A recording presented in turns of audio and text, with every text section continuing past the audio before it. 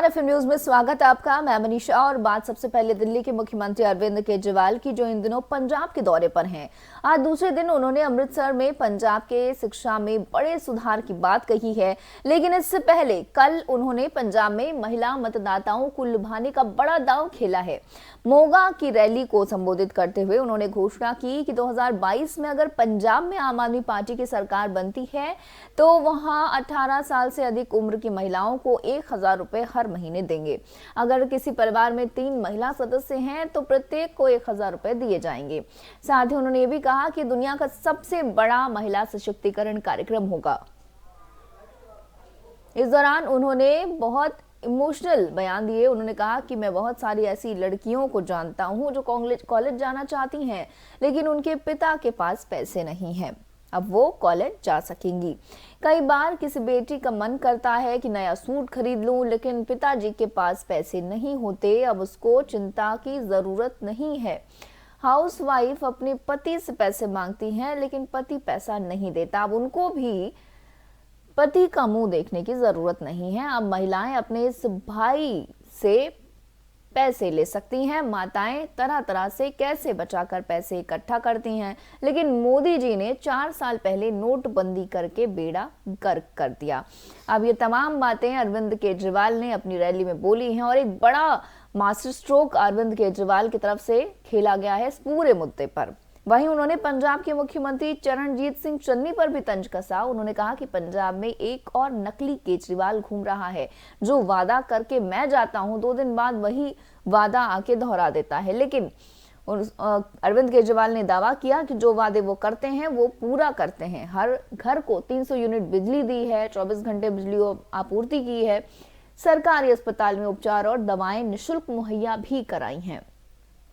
तो ये तमाम वादे अरविंद केजरीवाल ने की और सोमवार को रात में उन्होंने एक ऑटो ड्राइवर के यहाँ खाना भी खाया। इस दौरान वो उसके ऑटो में बैठकर उसके घर गए।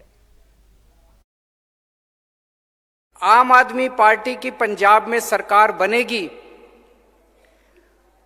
पंजाब की हर महिला को, 18 साल से ऊपर की हर महिला को हर महीने 1000 रुपए उसके अकाउंट में हम डलवाया करेंगे। सबके, अगर एक परिवार में एक बेटी है, एक बहू है, एक सास है, तो तीनों के अकाउंट में 1000 रुपए आएंगे। मैं पिछले कुछ दिन से देख रहा हूं, आजकल पंजाब में एक नकली केजरीवाल घूम रहा है।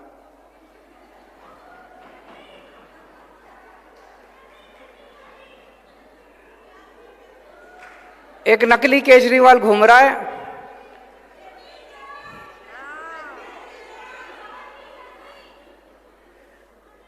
मैं जो भी पंजाब में आके वादा करके जाता हूं, वो 2 दिन बाद वही बोल देता है। करता नहीं है क्योंकि नकली है।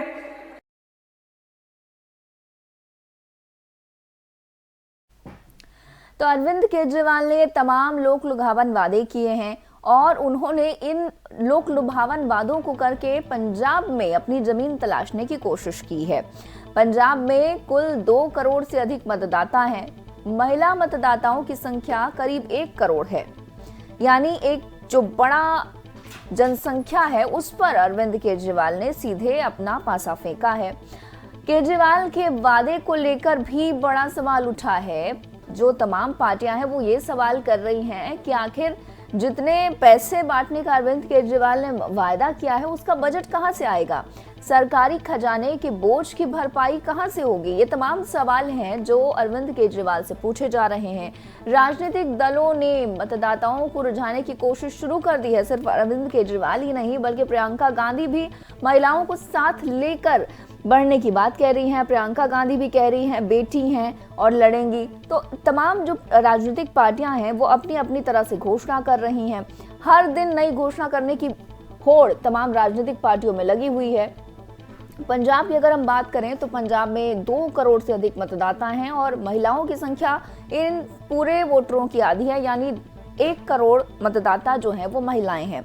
प्रियंका गांधी अपना पासा फेंक रही हैं, अरविंद केजरीवाल अपनी बात कर रहे हैं। ये तमाम राजनीतिक पार्टियां लोक लुभावन वादे लेकर आ रही हैं, लेकिन बड़ा सवाल ये है कि क्या महिलाओं को पे पासा फेंक कर या ऐसे तमाम लोक लुभावन वादे करके क्या पंजाब की सत्ता पर ये राजनीतिक पार्टियां काबिज हो पाएंगी, और अगर अपना दमखम इस तरह से दिखा रही हैं तो कितना लोगों पर असर पड़ेगा। और सबसे बड़ा सवाल तो इस वक्त अरविंद केजरीवाल पर पार्टियां उठा रही हैं कि जिस तरह से उन्होंने पैसे बांटने की बात कही है, ये एक तरह से वोट के लिए पैसे बांटना ही है, भले चाहे उसे अरविंद केजरीवाल घुमा फिरा कर कह रहे हैं। अगले कुछ महीनों में 5 राज्यों में विधानसभा चुनाव है, जिसमें एक पंजाब भी शामिल है, और पंजाब को लेकर सभी राजनीतिक पार्टियां ताना बाना बुन रही हैं। तमाम लोक लुभावन वादे भी जनता से किए जा रहे हैं।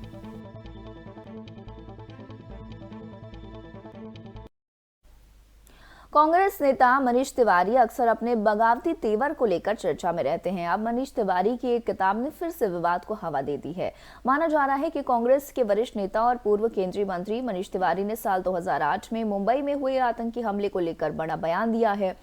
मनीष तिवारी ने तत्कालीन मनमोहन सरकार को घेरते हुए कहा कि सरकार को इस हमले के बाद पाकिस्तान पर कड़ी कार्रवाई करनी चाहिए थी।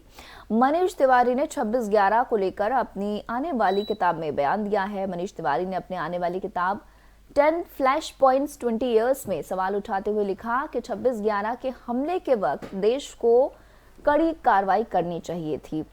एक वक्त आता है जब कार्रवाई शब्दों से ज्यादा बोलती है। 26/11 वो समय था जब कार्रवाई होनी चाहिए थी। इतना ही नहीं, उन्होंने अपनी किताब में मुंबई हमले की तुलना अमेरिका के 9/11 से करते हुए कहा कि भारत को उस समय अमेरिका की ही तरह जवाबी कार्रवाई करनी चाहिए थी।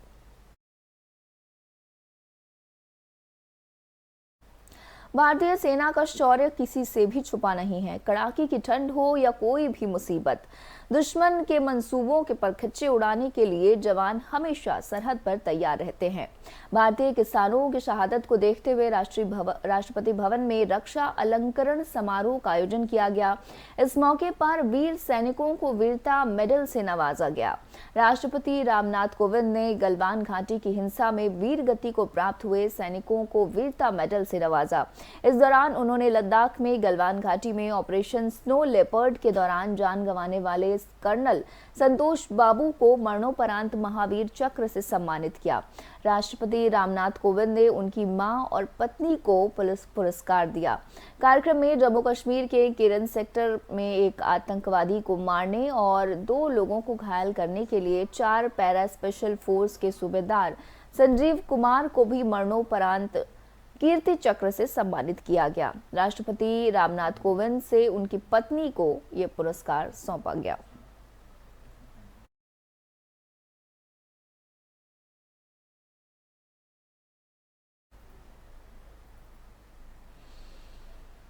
तो ये तस्वीरें हम आपको उसी अलंकरण कार्यक्रम की दिखा रहे हैं, जहां राष्ट्रपति ने तमाम पुरस्कार वीर शहीद जवानों को दिए। संतोष बाबू को मरणोपरांत महावीर चक्र से सम्मानित किया गया।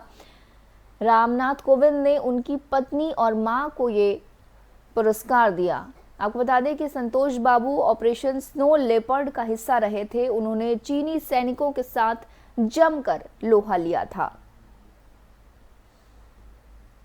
गलवान घाटी में शहीद हुए संतोष बाबू को दूसरा सबसे बड़ा सम्मान दिया गया है। उन्हें मरणोपरांत महावीर चक्र से नवाजा गया है।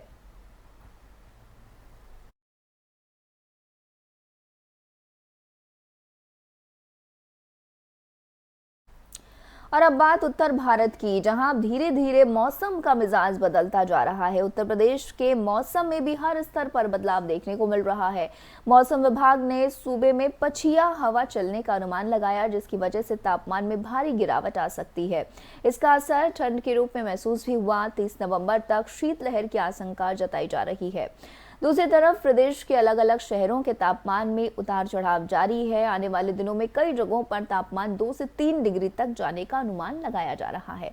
लखनऊ में अधिकतम तापमान 28 डिग्री और न्यूनतम तापमान 14 डिग्री सेल्सियस रहने की संभावना है।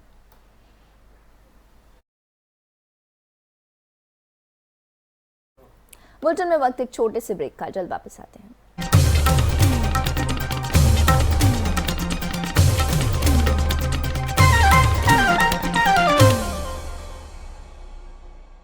चलो यहाँ पर सही से स्पेलिंग है। पूजा मैं मार्केट से आता हूँ। मिस्टर, कार की चाबी। नहीं मैं पैदल ही जाऊंगा। पापा, not dad. हाँ यार, अपनी दिल्ली सरकार बोलती है कि पॉल्यूशन कम करने के लिए हफ्ते में एक बार अपनी गाड़ी से एक ट्रिप कम करें और उसकी बजाय पब्लिक ट्रांसपोर्ट या कारपूल का इस्तेमाल करें। It's a small request, make sense, no? Yes, और ये बात मैं आपसे कब से कह रही थी, लेकिन मैं हेल्थ के पॉइंट ऑफ व्यू से बोल रही थी। यू नो व्हाट, मैं भी यही सोच रहा हूँ कि जब दिल्ली सरकार और घर की सरकार एक ही बात बोल रही है तो सुन ही लेना चाहिए। चलो यू गाइस कैरी ऑन, मैं चलता हूँ, बाय। बाय पापा। एक हफ्ते में आप जितनी बार गाड़ी निकालते हैं, अब से बस एक बार कम निकालें। बस एक ट्रिप कम, आप मिलकर अपने हिस्से का पोल्यूशन कम करें। हफ्ते में गाड़ी का बस एक ट्रिप कम करें।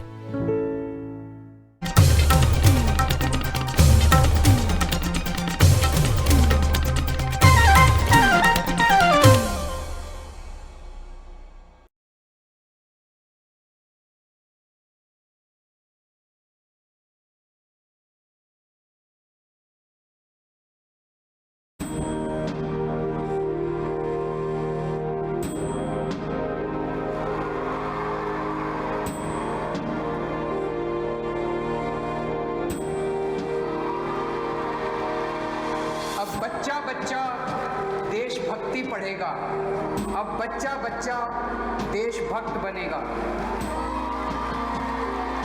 दिल्ली के स्कूलों में हमने देशभक्ति पाठ्यक्रम पढ़ाना शुरू किया है। जब हर बच्चा भारत माँ का वीर सपूत बनेगा, तभी बनेगा भगत सिंह के सपनों का भारत, तभी बनेगा बाबा साहब के सपनों का भारत।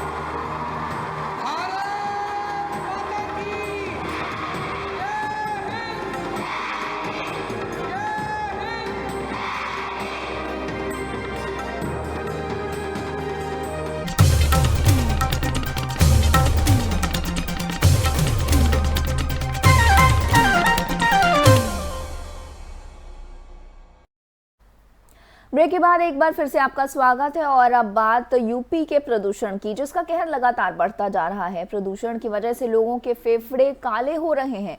इसके साथ ही सीओपीडी के रोगियों को सेकेंडरी संक्रमण भी हो रहे हैं। इससे 2 और रोगियों की मौत हो गई है। इसके साथ ही प्रदूषण के कारण सांस की दिक्कत, क्रॉनिक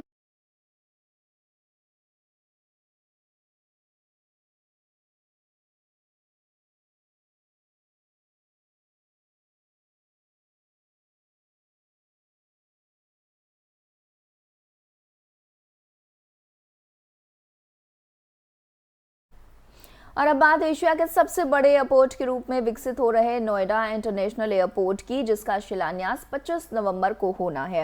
एयरपोर्ट का शिलान्यास प्रधानमंत्री नरेंद्र मोदी करेंगे। शिलान्यास से पहले सीएम योगी आज जेवर एयरपोर्ट शिलान्यास कार्यक्रम की तैयारियों का जायजा लेंगे। सीएम यहां अधिकारियों के साथ बैठक करेंगे। इसके बाद जेवर एयरपोर्ट की तैयारियों का निरीक्षण भी करेंगे। कार्यक्रम को लेकर रूट तैयार किया जा रहा है। 25 नवंबर को इस कार्यक्रम में प्रधानमंत्री मोदी और सीएम योगी के अलावा राज्यपाल आनंदीबेन पटेल समेत राज्य सरकार के मंत्री और कई दिग्गज नेता शिरकत करेंगे। फिलहाल एयरपोर्ट की 4 दीवारी का काम युद्ध स्तर पर चल रहा है।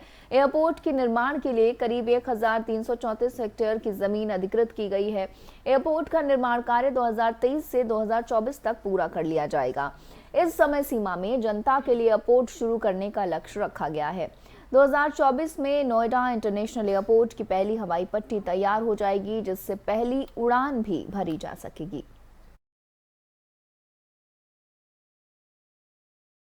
उधर कांगो के इतुरी प्रांत के 2 गांवों में उग्रवादियों ने हमला कर दिया, जिसमें कम से कम 18 लोग मारे गए हैं। सेना ने इसी को लेकर जानकारी साझा की है। स्थानीय अधिकारियों और क्षेत्र में हिंसा का पता लगाने वाले समूह ने कहा कि मरने वालों की संख्या 18 से 29 के बीच है। हमले में मारे गए ज्यादातर लोग डोड्रो और माबा डोंगो गांव के रहने वाले थे और ये सभी आम नागरिक थे। यह हमला cooperative for development of the Congo यानी CODECO के उग्रवादियों ने किया था। नजदीक के नॉर्थ बेहमा इलाके के प्रमुख विली पिलो मुरिंद्रो ने बताया कि हमले में जान माल का काफी नुकसान हुआ है।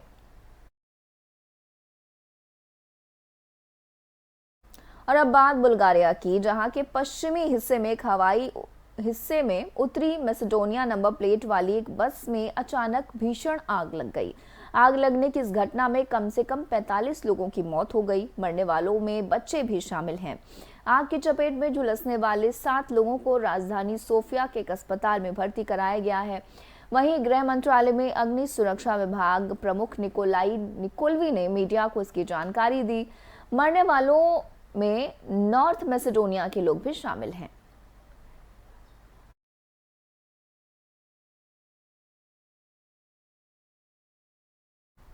इस बुलेटिन में फिलहाल इतना ही। आप बने रहिए FM न्यूज के साथ।